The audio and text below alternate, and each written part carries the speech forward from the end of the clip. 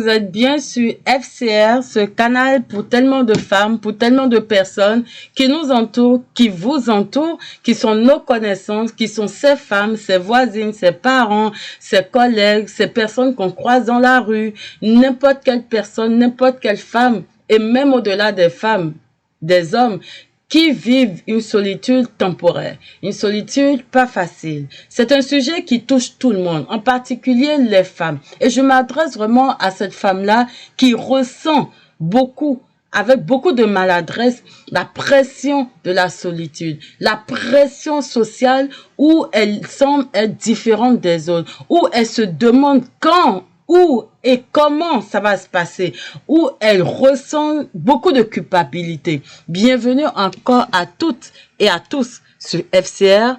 Je vous salue, bonjour à tous et à toutes. Et moi, mon nom, c'est Semira Lainka Brice Modoupe et je suis hyper contente de vous retrouver aujourd'hui. C'est vrai que c'est pas tous les jours que je m'adresse à vous, mais chaque jour, je viens. Et chaque fois, je vais dire, je viens avec un message poignant. Je viens avec un sujet qui sort tout droit de mon cœur. Je viens avec une expression profonde, le besoin de vous communiquer quelque chose que je ressens, que j'ai vécu, que j'ai expérimenté, que j'ai regardé, que j'ai appris et que j'ai appliqué afin que d'autres personnes puissent aussi survivre, d'autres personnes puissent encore grandir, d'autres personnes, même dans leur foyer, pourquoi pas, puissent encore se surpasser. Parce que des fois, on pense que le désert du célibat appartient que à des personnes qui sont encore seules.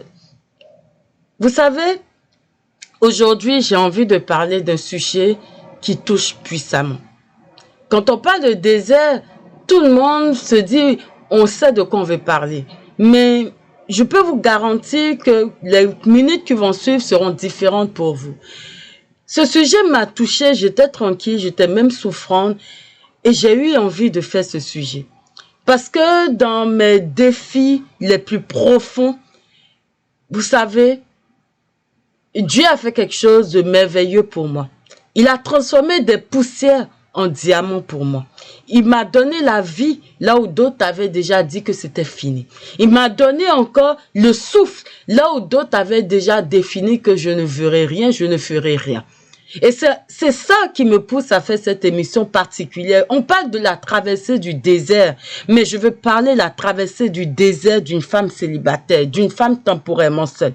Quand je parle de désert, je ne parle pas seulement du fait de ne pas être en couple. Je ne parle pas de cette partie de la vie où d'ailleurs ça dure souvent de 0 minimalement à 15 ans, 16 ans, 18 ans, 20 ans, 23 ans pour d'autres personnes où elles sont en train d'avancer toutes seules. Vous voyez, parce qu'on oublie que c'est cette phase-là. On oublie que, hommes comme femmes, nous vivons un désert de solitude où on n'est pas accompagné d'une personne qu'on pense être notre âme sœur, notre partenaire, notre chouchou, notre amour, notre ci, notre ça. Mais nous vivons toujours cette partie de la vie. Je ne parle pas de cette femme-là qui ne voit que autour d'elle des femmes mariées et pas elle. Je parle de cette dame, de cette jeune fille, de cette maman, de cette professionnelle qui, dans ces moments les plus torrides, les plus difficiles ou les plus, je vais dire, profondément, il y a une solitude profonde des fois qui déchire. Je vois qu'elle n'a pas ce que elle pense devoir avoir. Elle se voit en train d'avancer toute seule. Elle se voit sans partage d'amour, d'affection, de tendresse. Vous voyez, mutuel. Parce que quand c'est pas mutuel, c'est pas heureux, hein. On va même préférer rester encore seul que d'être mal accompagné. Mais je parle de cette femme-là qui construit seule sa maison. Je parle de cette femme-là qui éduque seule ses enfants. Je parle de cette femme-là qui a tout fait pour rester dans un foyer, mais ça n'a pas fonctionné parce que il y avait une défaillance dans de côté de l'autre. Même si chacun de nous a des torts, il y a des partenaires qui sont toxiques. Donc, elle se retrouve parfois à se demander où est son équilibre, où est sa place dans la société. Est-ce qu'elle est vraiment encore un humain parmi les humains? Elle se dit tout simplement, et moi?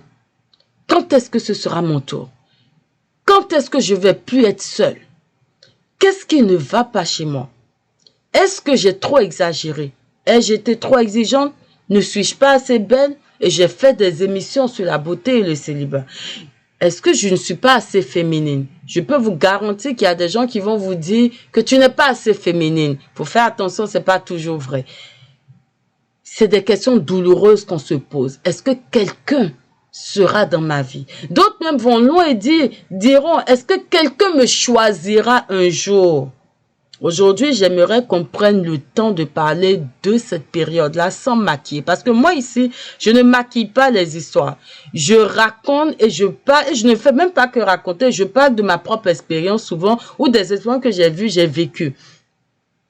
Et ça, en fait, je ne viens pas juste dire à des femmes seules, temporairement, ne t'inquiète pas, ton prince arrivera. Non, je ne suis pas là pour vendre des promesses. Je suis là pour vous parler d'une réalité. La vie est dure. La vie, là, elle n'est pas facile. Le chemin du désert peut paraître très injuste, déstabilisant, horrible, difficile à accepter, difficile à approuver. Vous pouvez crier au-dedans de vous que non, je ne veux pas de cette vie. Mais tu la vis quand même. Il y a des périodes, et cette période-là, des fois, qui vont nous amener à faire des choses que nous n'avons pas prévues. Grandir autrement. Devenir mature beaucoup plus que la normale. Et à ce moment-là, les gens vont vous trouver philosophe. Vous exagérez, vous êtes trop bien sage. Ou il y en a même qui vont, à cause de ça, vous proposer le mariage parce qu'ils vont se dire, même des femmes, elles vont vous voir tellement bien posées, tout, elles vont dire, ah, moi je cherche une bonne femme pour mon frère, j'aimerais bien que tu le rencontres. Et puis des fois, il y a des femmes célibataires qui ont peur même, qui n'osent pas s'embarquer. Mais parce que vous avez appris à grandir, vous avez gagné une maturité, vous gérez vos affaires, vous êtes graduellement, sans le vouloir, beaucoup plus posé que la normale. Et ça, c'est pour une femme qui prend le temps de réfléchir, qui prend le temps de s'assagir. Pas parce qu'elle est juste sage, mais parce qu'elle comprend que rien ne sert de courir. Tu peux courir derrière tes business, tes affaires, ta vie, mais courir derrière le mariage à tout prix, ça se passe pas comme ça. Parce que tu peux beau courir le marathon, la vie est plus que Usain Bolt. Elle te dépasse, tu es essoufflé, tu tombes. Alors ça ne sert à rien de courir. Laisse le vent arriver à ton niveau et t'emporter là où tu dois arriver. Et particulièrement dans un célibat qui dure, un désert peut paraître comme une punition. D'autres peuvent le considérer comme des malédictions. D'autres peuvent le considérer comme une salle d'attente où on reste assis, on ne fait rien, on attend que l'homme arrive. Mais ça ne se passe pas comme ça. Le désert d'une femme célibataire est une école brutale. C'est une école qui vous montre à l'écran l'injustice de la vie. Une école là dans laquelle vous avez le droit de pleurer. Mais le droit de pleurer dans votre chambre. Hein? Je peux vous garantir que moi, je suis une des plus grandes pleureuses du monde. Mais une chose que j'ai remarqué avec tout ce temps, aujourd'hui je pleure nettement moins. J'arrive même plus à pleurer devant les gens. Je ne sais pas pourquoi, qu'est-ce qui s'est passé, mais j'ai été transformée durant ce passage-là. Mais c'est une école où vous avez le droit de pleurer. C'est une école où vous avez le droit de douter. C'est une école qui va vous apprendre énormément sur vous-même. Et je ne vais pas revenir là-dessus parce que l'introspection, on ne finira jamais de vous dire, de vous revoir. Vous savez pourquoi je parle d'introspection? Parce que quand vous apprenez à vous connaître, à vous maîtriser, même dans vos défauts, lorsque quelqu'un arrive même dans votre vie et vous critique, ou trouve que non, t'es pas assez bonne, ou bien t'as quelque chose de défaillant, vous ne fléchissez plus dans l'émotion. Parce que vous savez qui vous êtes. Vous savez en plus de ça que vous avez l'art d'apprendre à vous améliorer. Donc plutôt que de sombrer, de vous dire, ah non, il ne me voit pas bien, il ne m'aime pas, vous déjà vous affirmez qui vous êtes. Vous savez si effectivement vous avez gaffé ou pas. Et vous pouvez encore rapidement vous remonter les bretelles. Ça, c'est l'école de la période du désert. Vous apprenez ça. Quand vous faites l'introspection, ça vous donne pas seulement une assurance, pas de l'ego, pas de l'orgueil, mais ça vous montre qui vous êtes. Dans vos pires retranchements, dans vos défauts, comme dans vos qualités améliorées. Parce que lorsque vous faites l'introspection, vous ne cessez pas de vous améliorer. Et vous apprenez à faire face à vos défauts, de sorte que même si quelqu'un vous critique, ça ne vous fait plus mal comme avant. Quand quelqu'un critique, vous êtes capable de dire, oui, c'est vrai, effectivement, sur cet aspect, je dois m'améliorer. Ça déstabilise quelqu'un qui veut vous perturber. Donc, faites attention, l'introspection, c'est obligatoire pour tout le monde. Mais la vie, effectivement, n'est pas facile. Il faut commencer à accepter une chose. Nous vivons dans une époque en constant développement. Tout va vite, le temps passe, les enfants grandissent, tout court. Tout le monde veut avoir l'argent vite et bien. Mais vous devez penser positivement. Vous devez réfléchir. Vous devez travailler sur vous. Vous devez canaliser votre énergie. Ça peut être une énergie, comment je vais dire, émotionnelle. Ça peut être l'énergie sexuelle et surtout l'énergie sexuelle pour les personnes qui sont encore temporairement seules. Ça peut être l'énergie, comment je vais dire, l'énergie féminine. Vous pouvez être une femme à domination, à énergie masculine plus dominante que féminine. Vous devez en fait apprendre à canaliser vos énergies. Vous devez devenir une meilleure version de vous-même dans le travail, dans votre assiduité, dans votre cuisine, dans la prise en charge de votre personne. Prendre soin de vous-même. Vous devez vous faire confiance. Et graduellement, ce désert va devenir un nid douillet. Parfois, les choses ne se passent pas très bien. Mais vous faites ce que vous voulez et ça fonctionne. Parfois, le moment est dur. Mais à force de persévérance, de calme et de vivre tous les jours, ce temps-là, il passe. Parce que rien ne demeure éternel. La vie est dynamique.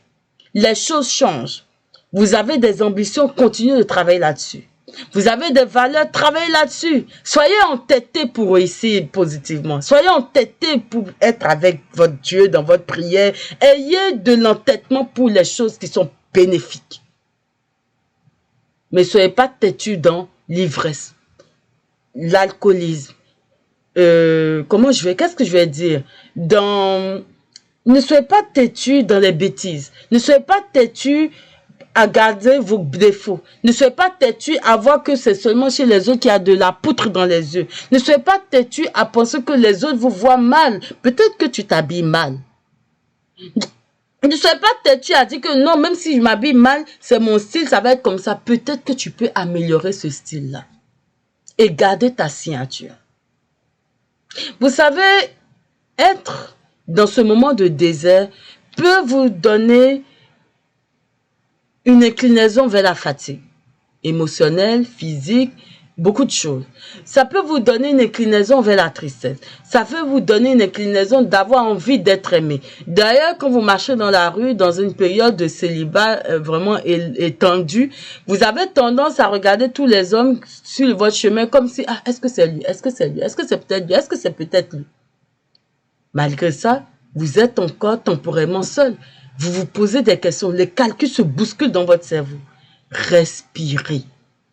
Vous avez le droit de rentrer chez vous et effectivement de ne pas voir quelqu'un. Vous attend. Mais bénissez votre maison. Dites-vous que dans votre vie, ce sera pas tout constamment comme ça. Parce que la vie, comme je vous ai dit, elle est dynamique. Vous savez, vous avez le droit de vouloir des choses. Vous avez le droit de vous dire que vous êtes une bonne personne, vous méritez de belles choses. Mais dans la période de célibat, il faut avoir quelque chose de très important ou des choses très importantes. Vous devez avoir une foi en votre Créateur parce que c'est lui qui va vous guider. Vous devez avoir foi en vous. Vous devez avoir de l'amour pour vous et autour de vous. Vous devez être une femme qui aime la vie. Vous devez porter en vous la vie et l'amour. Parce que votre corps n'est pas un temple de la mort, c'est un temple de la vie. Et tout ce qui est vie, tout ce qui est vie, je vais vous le résumer ainsi, est bénéfique, est glorieux, est joyeux, est paisible. Invitez la vie en vous. Et pour inviter la vie en vous, vous devez vous aimer. Vous devez aimer la vie, vous devez aimer les humains autour de vous. Vous devez cesser d'avoir du dédain pour d'autres femmes. Oh, parce qu'elle est mariée, tu la détestes. Essayez d'éviter d'accumuler des énergies négatives. La période du désert, ce n'est pas une période d'amertume. Certes, il y a une partie d'amertume qui va vous traverser, mais soyez plus fort que l'amertume. Invitez la vie en vous. Et pour inviter la vie en vous, je vais me répéter, aimez-vous et aimez les autres. Je ne dis pas d'aimer amoureusement les gens, mais appréciez la vie. Vous voyez les enfants traverser la rue, souriez. C'est pas parce que vous voyez les enfants de votre voisine, vous allez les insulter. Des fois, les enfants dans une maison appellent la bénédiction. Il y a même des femmes, quand elles veulent avoir des enfants et que ça dure, on amène les enfants des cousins, des frères, et puis, après 1 an, 2 ans, même ça, des fois, ça ne dure même pas, pof, elle même elle est enceinte. Donc, vous voyez, la vie amène la vie. La paix amène la paix. Invitez la paix en vous. Invitez tout ce qui est bon. Vous savez, c'est facile dans une période aussi désertique. Et quoique ce n'est pas un désert. Moi, j'appelle dans cette émission un désert parce que c'est une période intense. Où on veut quelque chose qu'on n'a pas. Et ça, c'est long, c'est intense, c'est déchirant même des fois. Mais en réalité, c'est juste comment je vais dire, une impression physique qui est difficile, certes, à traverser. Mais lorsque vous avez en vous le désir, bien sûr, de vous marier un jour, de vous dire que vous êtes une femme, vous êtes bénie, vous n'allez pas toujours être seule, vous n'êtes pas celle qui a raté le train, vous n'êtes pas celle qui est en retard, quoi qu'il y ait un léger retard, mais c'est rattrapable. En fait, tout ça là, c'est apprendre à vous aimer. La situation, dites-vous que ce n'est pas un mal, ce n'est pas une malédiction. Même si c'était une malédiction, vous détruisez cette malédiction. Vous déconstruisez les barrières qui créent cette atmosphère. Donc, c'est une période où vous devez vous battre à créer une vie en vous et autour de vous. Donc, du coup, à un moment donné, malheureusement, c'est une période où on tombe dans la comparaison. On voit des gens qui se fiancent, qui font des fiançailles astronomiques, des mariages nigériens extraordinaires. L'autre dit que j'ai rencontré mon gars dans le train. L'autre dit que j'ai rencontré mon gars à l'hôtel. L'autre dit que je l'ai rencontré à l'école. Alors que toi, tu es allé à l'école pendant 10 ans, 9 ans, tu n'as rien vu. D'autres sont enceintes, d'autres montent leur 4e enfant, d'autres viennent d'acheter leur maison avec le mari, d'autres célèbrent 10 ans de mariage. Toi, tu n'es même pas encore à 0 même. Vous regardez tout ça, vous tombez dans des comparaisons. Vous voyez que le monde avance, mais toi, tu n'as pas avancé. Alors, vous voyez, les comparaisons, c'est quelque chose que vous devez éviter. Parce que rien n'est comparable. Vous serez surprise, et très surpris, messieurs, de découvrir que des fois, après 10, 15 ans de situation torride, pas facile à vivre, vous découvrez que vous êtes heureux d'avoir traversé ce moment-là et d'avoir atteint un objectif positif. Il y en a qui commencent tôt, mais qui ne finissent pas. Il y en a qui commencent à moitié, mais qui ne finissent pas. Il y en a qui sont au chemin et ça fonctionne plus, c'est monté, c'est descendu. Et je vous ai déjà dit, une femme qui est longtemps restée célibataire, honnêtement, elle a tellement appris qu'à un moment donné, le célibat n'est plus un problème. Ça devient une école. Ça devient un lieu de formation. Ça devient un moment où vous voyez en réalité que vous vous bâtissez, vous vous développez. Vous profitez de ce moment pour bâtir des entreprises. Parce que après, quand vous allez vous marier, avoir des enfants, vous allez avoir d'autres charges, d'autres réalités. Vous n'aurez plus le même temps à consacrer encore à vos business comme auparavant. Mais si vous avez déjà établi des choses qui fonctionnent, vous comprenez que c'est formidable pour vous. Une femme qui a appris à faire l'introspection, lorsqu'elle est dans le mariage, Mais que son mari lui dit que, ah, regarde, ta tête même est grosse. Elle sait que sa tête est grosse. Vous croyez que ça va lui faire mal? Elle va même dire que oui, c'est la grosse amie que tu as aimée. Donc, vous voyez que c'est très relatif. C'est particulièrement spécial. Et je vous ai dit ici que je me suis rendu compte que les femmes qui restent longtemps seules, c'est parce qu'elles ont elles ont une destinée différente. Elles ont des missions, mais dont elles ne sont pas toujours conscientes. Elles ont une vision. Elles portent une vision qui doit atteindre un thème fixé à un moment précis. Et il faut attendre ce terme-là. Mais vous savez, mesdames et messieurs, mes instincts intimes, que ça prend la lucidité. Alors, pendant ce moment de désert, vous devez avoir le discernement. Vous devez apprendre ce que c'est que le discernement. Vous devez apprendre vos limites. Vous devez apprendre à dire non. Vous devez reconnaître les comportements qui détruisent. Vous devez reconnaître les comportements qu'il faut éviter. Vous devez reconnaître les personnes à éviter. Vous devez reconnaître même l'homme à ne même pas marier. Tout ça, c'est le désert.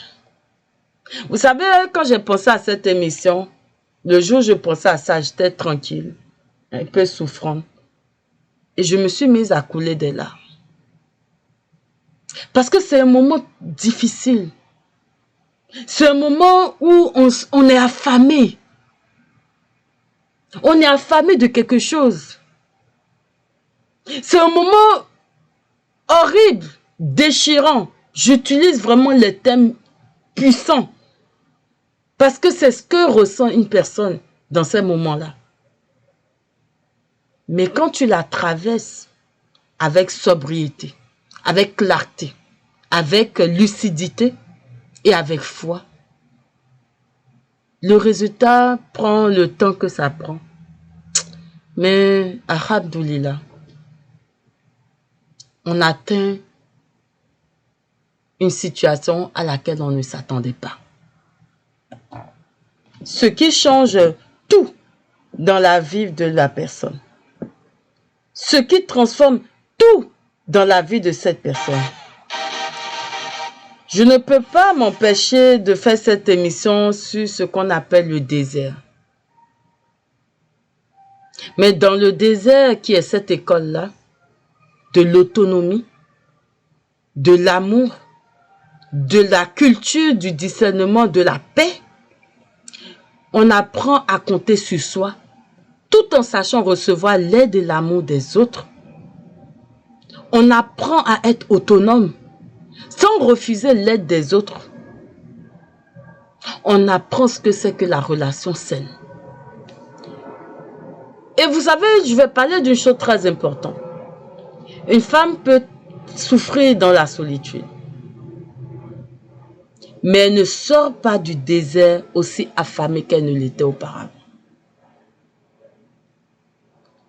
Vous ne mangerez pas n'importe quoi. Vous n'accepterez pas de vous asseoir à n'importe quelle table. Vous n'accepterez pas le peu d'attention qu'on vous donne. Vous allez accepter l'attention que vous pensez qui vous respecte.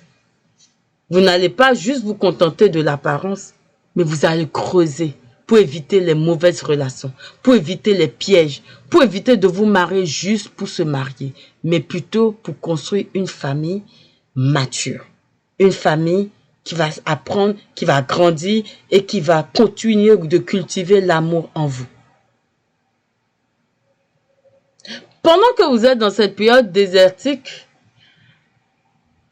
vous savez, hein, je l'ai déjà dit, mais cette émission, c'est vraiment pour vous dire que la période du désert d'une personne temporairement seule n'est pas facile. Elle est horrible, elle est difficile, tous les mots négatifs que vous voulez, si vous voulez. Mais on s'en sort. Et c'est pourquoi cette page-là s'appelle « Femmes célibataires et réussite ». Je peux vous dire, j'ai tout fait pour changer de nom. J'arrive pas. C'est vraiment le titre de l'émission. Femmes célibataires et réussite. La réussite au bout de votre détermination. La réussite parce que vous avez développé des compétences qu'on n'apprend pas sur les bancs d'une école. Parce que vous avez travaillé. Parce que vous avez pris soin de votre corps. Parce que vous avez pris soin de votre esprit. Parce que vous avez géré et compris les choses autour de votre vie. Parce que vous avez appris à gérer votre argent. Parce que vous avez développé également une carrière. Vous avez voyagé comme vous pouvez, avec vos moyens bien sûr. Vous avez rencontré des gens. Vous avez développé des réseaux. Vous avez découvert qui vous êtes. Et peut-être votre mission sur la terre. Vous avez fortifié votre caractère. Vous avez eu des résultats. Vous êtes devenu plus solide, plus conscient, plus lucide. Et je vais encore aller plus loin. Vous avez eu du succès. Mais vous savez, dans ce monde, et même dans le monde spirituel, c'est les violents qui s'accablent, comment je vais dire, qui réussissent à gravir des échelons spirituels. C'est écrit. Et même dans le Coran, c'est dit. Pour avoir l'attention de Dieu, vous devez vraiment plier genoux, vous asseoir, vous prosterner et crier à Dieu. Ça peut durer des nuits, des mois, mais restez.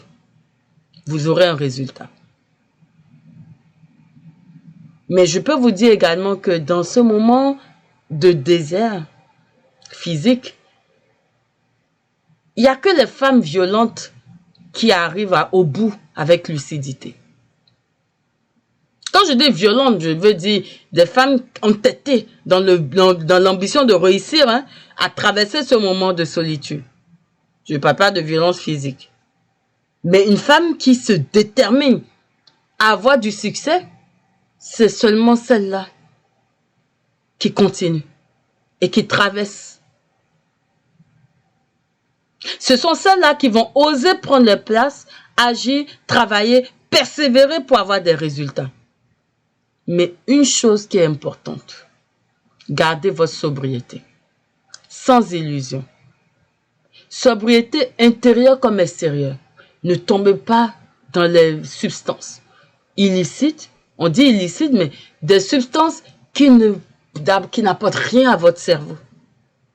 Des substances qui vous donnent des illusions, des hallucinations. Des substances qui ne vous permettent pas de maintenir. Et vous savez combien de femmes sombrent à cause de ça? Pour oublier. Vous savez, écoutez, tout le monde a traversé ce moment de choisir entre fumer, boire. D'autres ont peut-être vu de la drogue. Mais n'allez pas sniffer n'importe quoi. N'allez pas prendre de la chicha. C'est-à-dire, moi, personnellement, je remercie Dieu. Sincèrement, je n'ai même pas eu d'inclinaison vers tout ça. C'est-à-dire, la situation de célibat, moi, je l'ai vécu c'est-à-dire, j'étais consciente et hyper consciente. C'est dans une situation, dans une condition d'hyper-conscience que j'ai passé ce moment-là.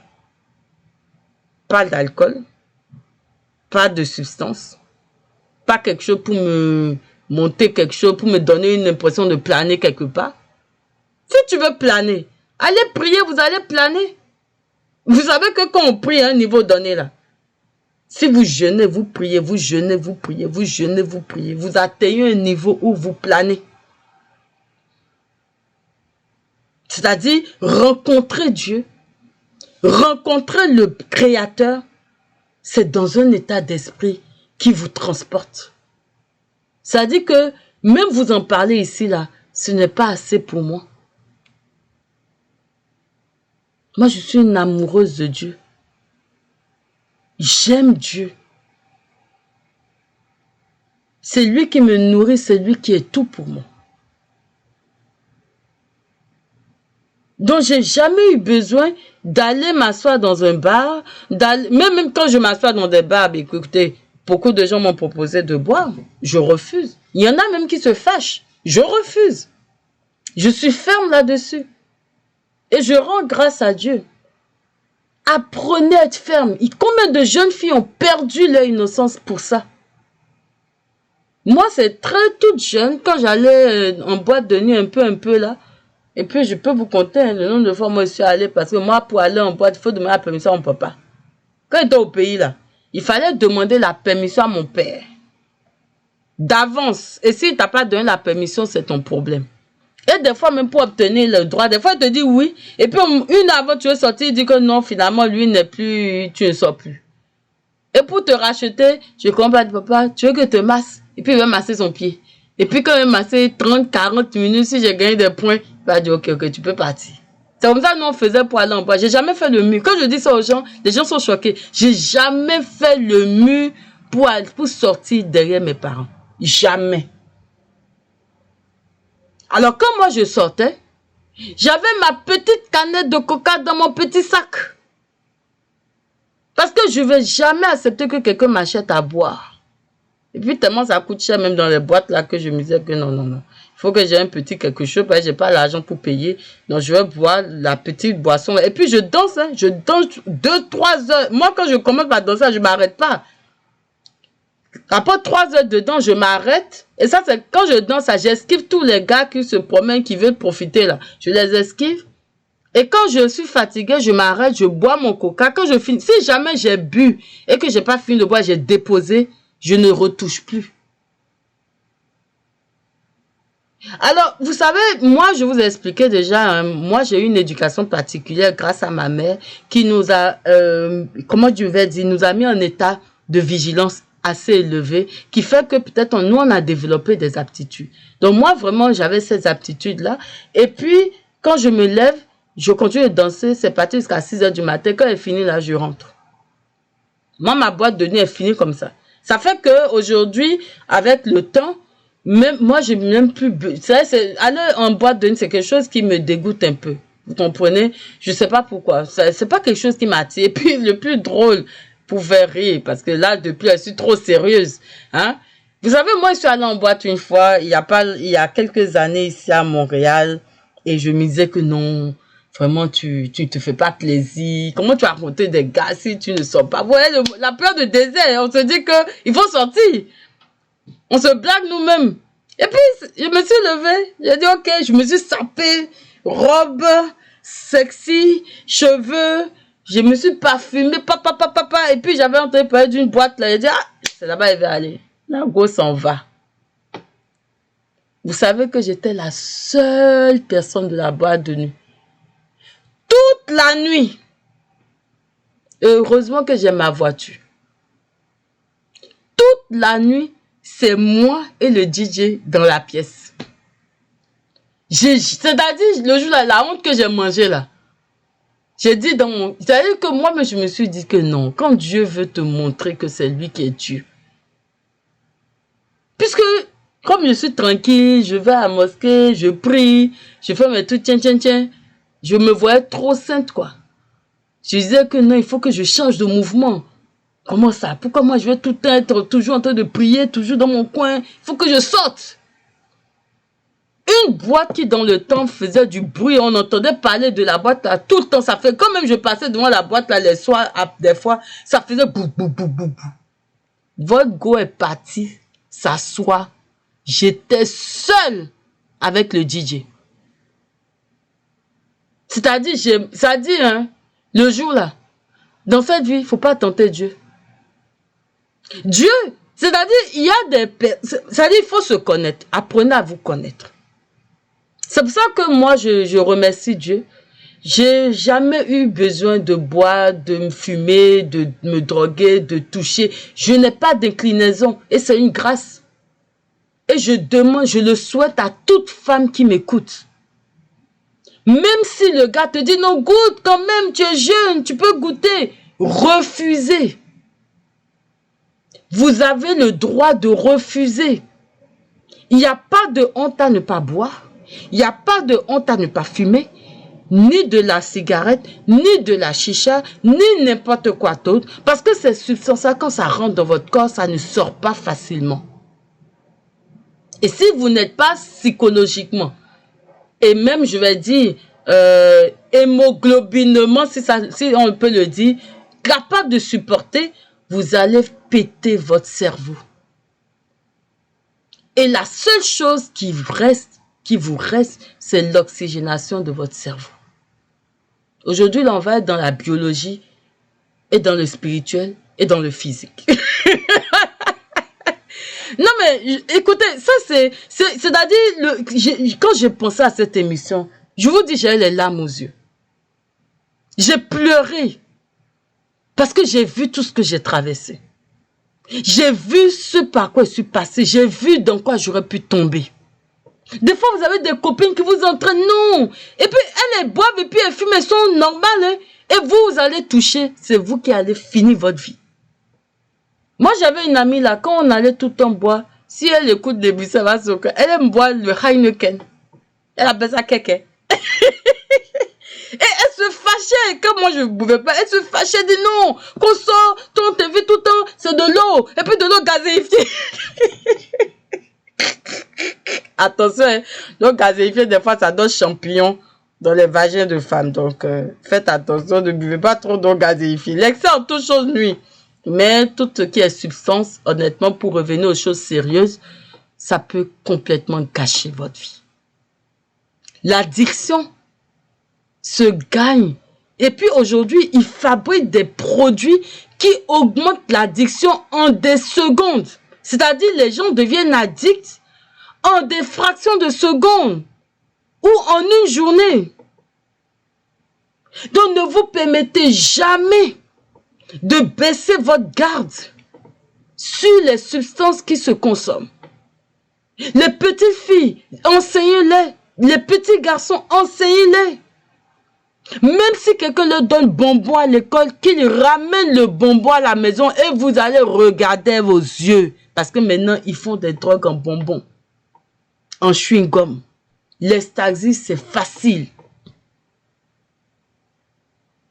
Les substances gâchent des vies. Et si vous êtes temporairement encore seul et ça dure, allez vous amuser avec ça, c'est perdre le peu d'investissement de temps que vous avez fait. Et je ne pense pas que vous ne vous aimez pas assez. Aimez-vous. Aimez-vous. La sobriété dans le désert est capitale. Beaucoup de femmes perdent leur sang, elles ne sont plus sobres. Elles perdent la raison. Elles perdent cette capacité à comprendre. Elles n'alignent plus 2 mots, 2 phrases. Elles sont complètement out. Et moi, vraiment, respectons-nous. Respectez-vous. Aucune femme n'est parfaite, aucun homme n'est parfait. Mais la traversée du désert vous amène à savoir qui vous êtes. Ce que vous pouvez apporter dans la table d'un foyer. Ce que vous pouvez contribuer à construire. Vous devenez plus mature, plus lucide. Vous savez travailler quand il faut. Quand même vous voyez que vous êtes en train de perdre du temps, vous vous en rendez compte, vous apprenez, vous savez dire stop à la perte du temps. Vous savez prendre soin de votre future famille. Vous savez aimer sans vous perdre. Vous savez vous considérer pour ne pas vous abandonner. Mais j'insiste sur votre sobriété, s'il vous plaît. Si tu es une femme actuellement qui avait tendance à boire et finir des bouteilles, arrête. C'est la sobriété qui t'amènera à bon port. Parce que la sobriété, pour sortir de là, ça coûte cher. Soyez ivre de foi. Soyez ivre du bon travail. Soyez ivre de l'amour pour vous-même. Je préfère encore que vous soyez narcissique, que vous allez prendre de la chicha, vous péter les poumons. Les poumons, ça n'a pas de prix. Votre corps n'a pas de prix. Combien de belles femmes on voit complètement perdues à cause des substances. À cause du fait qu'elles n'ont pas supporté le défi de la vie qu'elles ont vécue. Les gens vont vous insulter, les gens vont se moquer, les gens vont raconter ce qu'ils veulent. Les gens vont dire vous êtes en retard, ils vont vous regarder de haut. Mais faites attention, ceux qui vous regardent de haut, peut-être dans 1 an, dans 3 mois, dans 2 jours, ils tombent. Éduquez les enfants, s'il vous plaît. Car la vie que nous avons aujourd'hui n'est pas évidente. Mais quand vous êtes ferme, sobre, déterminé, vous travaillez et que vous priez, les choses s'alignent. Et cet alignement-là, on ne le voit que quand on est lucide. On ne le voit que quand on est sobre. Même si vous êtes entouré de soulards, ne vous saoulez pas. Parce que parmi les soulards, il faut au moins quelqu'un pour conduire la voiture. Il faut au moins quelqu'un qui va voir clair et s'échapper quand il y a un problème. Si tout le monde est soulard, on va tomber tous. Vraiment, je vais terminer cette émission en demandant à toute femme, dans sa douleur, de se relever. Ta douleur, elle n'est pas réelle. Elle est réelle, mais en même temps, elle n'est pas réelle, dans le sens où elle ne va pas être constamment là. Elle est temporaire. Ne laissez pas la solitude décider à votre place. Ne laissez pas votre désir d'être aimé, d'accepter tout et n'importe quoi et d'accepter de tomber dans des substances, de tomber dans des consommations qui vont perturber votre cerveau. Ne laissez pas le statut de célibataire définir votre identité. Vous valez plus que ça. Vous êtes une femme qui apprend. Vous êtes une femme qui recommence peut-être, mais qui va surmonter et qui va gravir les échelons. Vous êtes une femme qui travaille, qui grandit. Et puis aujourd'hui, vous pouvez voir dans la société, combien de femmes ont voulu réussir à tout prix, avoir des vies de rêve. Moi, là, vous savez, je dis toujours, moi, je veux encore à un certain âge être en Afrique et porter de beaux boubous et me saper. C'est ce que je veux. Mais vous croyez que parce que je veux ça, je vais aller m'amuser à tout faire pour gagner l'argent à tout prix, faire des magouilles, gagner, acheter terrain en Afrique, et puis un jour tout faire, ou même avoir des rapports sexuels avec des gens d'un certain rang social, participer à des orgies, pour aller un jour porter des boubous. Je ne peux pas faire ça. Vous savez, j'ai marché 3 ans au Canada sans bottes d'hiver. 3 ans. Et en ce temps-là, Dieu merci, même je ne suis pas une personne intéressée. Mais vous savez le nombre de messieurs qui m'ont courtisé? Des hommes, il y a même un monsieur, il m'a courtisé au moins près de 4 à 5 ans. Il venait tout le temps à l'université me voir. Et il me disait que lui ne comprend pas. Que lui, il a une maison, que lui, il a ci, il a ça, il est prêt à tout m'offrir. Et que je ne vais même pas me fatiguer, je vais habiter une grande maison. Mais que lui ne comprend pas pourquoi je ne veux pas le bonheur. Il m'a amené une fois dans sa maison, j'ai regardé, j'ai vu, c'était... Dans le temps, c'était joli parce qu'aujourd'hui, cette maison-là, je pense que ça doit valoir des millions aujourd'hui. Le standard de la maison que moi j'avais vu dans ce temps, ça doit valoir des millions. C'est même aujourd'hui qu'on voit ce genre de construction un peu plus au Canada qu'avant. Avant, c'était des privilégiés. Et moi, j'avais jamais vu même ça. Mais Dieu merci, je suis une personne quand même. Moi, je suis née d'une famille très riche. Ma mère, elle a de la noblesse. Du côté de mon père, ils ont de la noblesse. Moi, je suis princesse du côté de mon père comme de ma mère. Donc, même spirituellement, même là, je suis riche. Alors, quand je voyais les belles choses, ma maman aimait les belles choses. Mon papa, il aime aussi les belles choses. Mais on m'a toujours appris à me contenter de ce que j'ai. Pas pour que je reste au même niveau. Mais que pour que, lorsque je vais rencontrer des personnes comme ce monsieur qui me courtise, je ne suive pas les ambitions matérialistes pour dire que je vais me mettre avec un homme, me marier. Et je remercie Dieu parce qu'en ce temps, qui dit que ce monsieur voulait quelque chose de concret? C'est vrai, j'ai même pas tenté, j'ai même pas essayé de savoir l'histoire, le devant, le derrière. Moi, je me suis fiée à mon intuition. J'ai vu que bon, ce truc-là, d'abord, le type, il est beau, il est vrai, il est bel, il était bel homme et tout. Il avait une belle voiture. Mais ça, vous voyez, il y avait quelque chose, ça me disait rien. Et puis, même ceux qui me connaissent savent que moi, pendant longtemps, l'amour, c'est pas quelque chose je sais pas comment vous expliquer. Moi, je suis une personne atypique. Alors, beaucoup d'hommes, et puis quand les hommes voulaient me courtiser là, c'est pas parce que je passais devant eux et puis je les voyais, hein. Souvent, je les voyais même pas. Moi, surtout de marcher comme ça seulement. Et puis, le monsieur m'appelle ou demande à quelqu'un de me parler. C'est comme ça que les gens me courtisaient avant. Moi, honnêtement, sans même vouloir me vanter, il y a des fois, j'ai vu les photos de moi, j'ai eu peur. Parce que je ne me suis pas reconnue. Il y a des choses de... Moi-même, des fois, quand je me regarde, je me dis, ouf, my goodness. La gueule là, vraiment, hein. Et puis moi, je suis contente. Mais en fait, quand je marche comme ça, je suis juste simple. Je me préoccupe vraiment pas de mon apparence. Alors, j'ai marché 3 ans. Malgré que ces gars-là, j'ai jamais dit à quelqu'un, oh, tu sais, j'ai pas de bottes d'hiver, achète-moi une chaussure. J'ai jamais dit ça. Le jour où j'ai eu ma première botte d'hiver, c'est parce que j'avais pu travailler, j'ai pu économiser. J'ai vu une botte déjà une année en avant. Je voyais ça dans la vitrine du centre Eaton. Et je voyais la botte, c'était 150 $. Et je me suis renseignée, on a dit, ah, c'est une botte de la marque Paja. Je fais la promotion Paja. Cette marque-là m'a sauvé la vie. Et j'ai demandé plusieurs fois, je passe ça, je demande toujours la botte, et puis on me dit. Et quand j'ai eu les 150 $ en poche, c'est là que je suis allée acheter la botte.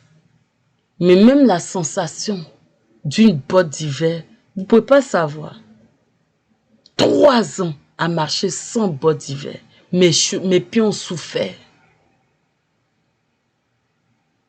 Donc quand je vous parle de désert, là, je sais ce que c'est que le désert. Au début, vraiment, je ne m'en rendais pas compte. Je ne m'en rendais pas compte. J'étais là. J'acceptais pas n'importe quoi. Quand quelqu'un m'embête, j'étais un peu... Je fais attention, je ne disais rien, mais je m'éclipsais. Après, je suis tombée sur un homme vraiment toxique, méchant, sauvage, qui m'a maltraité. La seule bonne chose, c'est que j'ai eu un enfant, Dieu merci. Mais après, quand j'ai décidé de rompre cette relation, mais ça a été catastrophique. Dans tout ça, il fallait travailler. Dans tout ça, là, j'étudiais encore. Et dans tout ça, moi-même, je devais...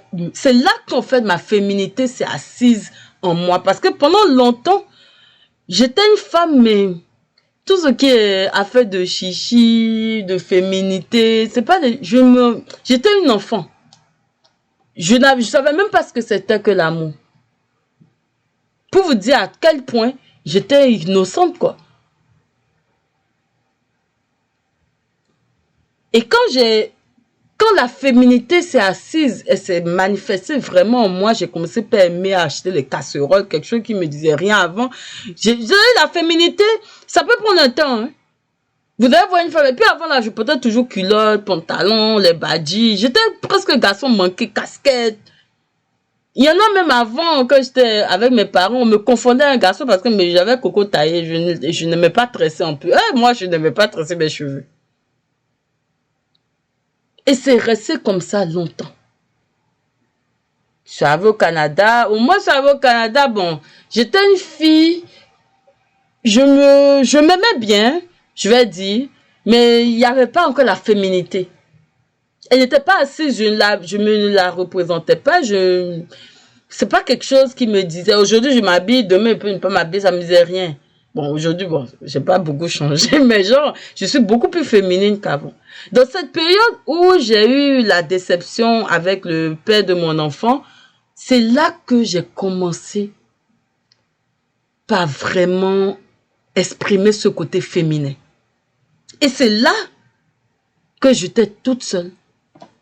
Donc, je ne pouvais même pas aller jusqu'au bout de ma féminité. C'est-à-dire, la féminité aussi, c'est quand même partager son temps avec son âme sœur, son partenaire, sa vie de femme, être dans les affaires de cuisine, connaître les recettes. Comme les femmes, là, à partir de 19 ans, ah, je dois rentrer, je dois cuisiner pour mon mari. Les choses comme ça. Et ça, c'est un instinct qui vient des fois chez les femmes naturellement. Et j'avais l'instinct de faire des enfants. C'est-à-dire, en ce moment-là, tout s'était déposé. Et il fallait pas que je regarde ce côté. Pourtant, c'était fort. Mais j'étais dans la période du désert. Ça a duré. Ça a duré. À un moment donné, écoutez, je me suis amusée à améliorer ma cuisine parce que j'en avais besoin. Je ne veux pas attendre que quelqu'un vienne chez moi avant de me marier, avant que je n'apprenne à cuisiner. Je savais déjà cuisiner, mais je n'arrêtais pas de m'améliorer. Donc, ça m'a aidé à aider mon enfant aussi à connaître la cuisine. D'ailleurs, mon enfant cuisine sur certains plans beaucoup mieux que moi. Je faisais mon sport, je m'entretenais, je faisais des choses que je n'avais jamais fait avant. Et puis j'apprenais, je m'améliorais. Je m'habille. D'ailleurs, il y a mon amie qui dit qu'aujourd'hui, je m'habille nettement mieux qu'avant parce que c'est elle qui m'habillait même avant. Aujourd'hui, elle dit que l'élève a dépassé le maître. Bon, ça c'est entre parenthèses, je ne pense pas, mais je veux dire qu'avant, c'était différent. La personne hier est différente de la personne d'aujourd'hui. Mais tout ça, je l'ai appris dans la période du désert. Je me suis améliorée. Donc, voyez, vous pouvez avoir des moments difficiles. Mais je suis heureuse de vous annoncer que vous réussirez. Je suis heureuse de vous annoncer que ce n'est pas en vain. Je suis heureuse de vous annoncer que vous ne ferez pas ça en vain. Mais gardez votre lucidité. Gardez votre bien-être. Vous allez y arriver. Aussi simple que ça. Ça peut être long, ça peut être difficile, mais on y arrive. C'est le message le plus important que je vais vous communiquer. Après tout ce temps où je ne vous ai pas fait d'émission, honnêtement, je m'excuse, mais là, je n'ai pas eu la possibilité de vous faire cette émission beaucoup plus tôt. Alors, j'espère que cette capsule va apporter une bouffée d'oxygène à une personne qui en a besoin et va vous ramener à vraiment faire ce que vous avez à faire selon votre destinée ou votre vision de la vie. Ce n'est pas évident, c'est pas facile, c'est pas toujours juste, mais vous allez vous en sortir avec brio. Et c'est ça le plus important. Sur ce, je vais vous remercier encore. Continuez d'avancer, continuez et merci de m'avoir accompagné durant cette réflexion. Si vous avez des commentaires, n'hésitez vraiment pas, ce sera avec plaisir que je vais répondre. Au revoir et à bientôt.